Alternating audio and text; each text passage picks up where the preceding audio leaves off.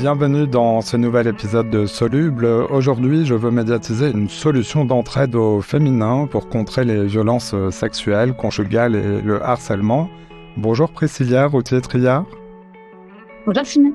Vous êtes la fondatrice de la communauté en ligne et de l'application The Sorority. On va voir ensemble comment ça marche et qui peut la rejoindre.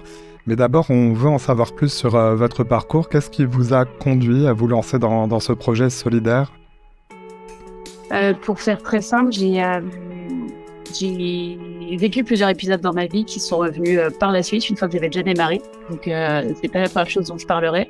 Au tout début, ça a été suite à mon deuxième burn-out. Donc, c'était dans un contexte d'entreprise, rien à voir, où j'ai été prise en charge par un médecin traitant qui m'a dit « je te crois » et je suis là. Et en fait, cette bienveillance et ce soutien m'a libérée d'un poids énorme. Et je suis partie d'un premier constat à me dire « mais si on était bien mélange les unes avec les autres, j'ai énormément de choses qui seraient faites et le parcours serait moins difficile. » Et du coup, j'ai imaginé là, je vais faire très vite, mais j'ai imaginé une solution pour s'unir et même si on se connaît pas, se rendre compte qu'on n'est pas seul avec des situations, pouvoir échanger des conseils, des tips, des expériences et s'entraider et s'élever mutuellement vers le haut.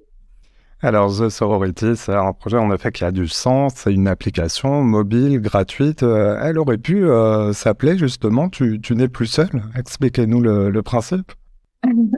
Ben c'est vraiment ce qu'on fait que de rappeler, c'est tu n'es plus seul. Bon, elle s'appelle The Sorority, mais quand par toute l'utilisation en fait de l'application et de la vie au sein de la communauté, on peut que se rendre compte qu'on n'est pas seul, qu'on soit sur la carte, qu'on lance l'alerte, qu'on interagisse avec les personnes.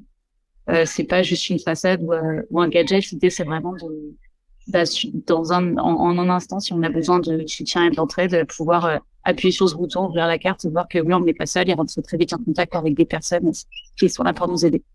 Alors, on va aller un peu dans les détails. Qui peut s'inscrire et comment procéder pour s'inscrire à l'application ? Alors, la communauté, pour le moment, dédiée aux femmes et aux personnes issues des minorités de genre. Donc, elle n'est pas contre les hommes. On aime les hommes et on le rappelle. Et on incite tous les hommes qui nous écoutent et qui souhaitent nous soutenir à parler de nos actions, à parler autour d'eux et à vraiment, j'ai l'image de planter des petites graines autour d'eux, de signer ce message et de faire en sorte que toutes les personnes qui peuvent se sentir isolées sachent qu'elles sont pas seules. À terme, je sais comment ouvrir la communauté aux hommes bien que ça peut nous aider, ou même les hommes qui vivent des violences conjugales, intrafamiliales ou des actes d'homophobie. Mais pour ça, on est une petite asso et on a besoin de fonds. Donc, le premier appel, si vous voulez nous soutenir, vous voulez que ça aille plus vite, aidez-nous et vous mobiliser vos propres entreprises, vos commerces. Enfin, voilà. On a besoin de toutes l'aide possible pour pouvoir avancer. Et du coup, donc, elle est bien dédiée aux femmes et aux personnes issues de minorité de genre pour le moment, pour éviter qu'il y ait un conjoint violent, ex-conjoint violent ou harceleur qui puisse entrer au sein de la communauté et du coup s'en prendre à une des personnes qu'on protège, on aide, en tout cas. Et comment on fait pour rentrer au sein de la communauté? C'est un selfie en temps réel et une pièce d'identité. Il y a aussi son nom, son prénom, son adresse email, différentes informations qu'on vérifie à la main. Je suis ancienne responsable RGPD, qui m'a valu mon deuxième burn-out, mais au moins ça m'a permis de mettre un bon niveau de sécurité dès l'entrée. Ça a été vraiment ma priorité au sein de la communauté. Et puis une fois qu'on est accepté, donc on étudie chaque chasse d'inscription qui demande du temps. On est plus de 58 000 maintenant, et plus de 160 000 demandes, 170 000 demandes. Et une fois qu'on est rentré, on a les premières informations de savoir comment utiliser au mieux cet outil, cette communauté. Alors, vous dites que la peur doit changer de camp et pour cela, vous retournez en quelque sorte le principe de la sidération qui peut saisir Ouais. les victimes d'agression. Expliquez-nous comment vous Ouais, faites. vous avez bien fait vos recherches. Ouais, c'est bon. En fait, quand j'ai eu l'idée, j'ai commencé à creuser. Je me suis demandé comment ça faisait quand je se faisais agresser, on ne réagissait pas. Pourquoi est-ce qu'on subissait et on n'osait pas dire quelque chose. Puis après, on se disait, mais pourquoi j'ai pas dit ça? Pourquoi j'ai pas fait ça? Les gens allaient nous dire, en même temps, t'as pas dit non, t'as pas fait ça. Du coup, c'est peut-être un oui. Enfin, des trucs complètement aberrants. Et en fait, ça s'appelle l'effet de sidération. Donc, merci d'en parler. Ça me tient à cœur de diffuser ce message. En fait, qu'on soit victime ou témoin, qu'on soit homme ou femme ou non-binaire ou peu importe, en fait, qu'on soit un être humain, à partir du moment où on fait face à une agression, donc on l'a subie, ce qu'on la voit, on vit un effet de sidération. Même si on est formé, même si on fait des arts martiaux, même si, peu importe, tout le monde se fait face à un effet de sidération parce que le cerveau était juste pas apte à faire face à cette violence. Et du coup, il frise. Et pendant le temps du coup de l'agression, on va être un peu tétanisé. On va pas oser dire ou faire. Et rien que le fait de l'avoir en tête peut aider à passer au-dessus. Et mon idée, en fait, au sein de Sorority, c'était d'inverser cet effet de sidération. Faire en sorte que les personnes qui agressent, ce soit elles qui vivent cet effet de sidération. Et comment faire en sorte qu'on déporte l'effet de sidération sur les épaules de la personne qui agresse, c'est de la mettre dans un environnement, un univers dans lequel elle s'attend pas et elle s'est pas entraînée. Nous, on s'est pas entraîné à se faire agresser. Elles ont potentiellement répliqué leur schéma pour agresser une personne. Et on va faire en sorte qu'en fait, elles se trouvent dans un schéma où elles perdent pied, elles savent plus quoi faire. Notamment avec des personnes qui vont arriver et qui vont nous connaître. Un groupe qui va arriver, les autorités qui vont débarquer hyper vite. Et ça va l'obliger en fait à se rebooter et à se dire, mais mince, mais qu'est-ce que je dois faire du coup à ce moment-là? Et du coup, ça permet de très vite sortir de l'agression et de la désamorcer super facilement. Donc, l'utilisatrice n'est plus seule, elle peut en quelque sorte appeler à l'aide sur la géolocalisation. D'autres utilisatrices peuvent entrer en contact.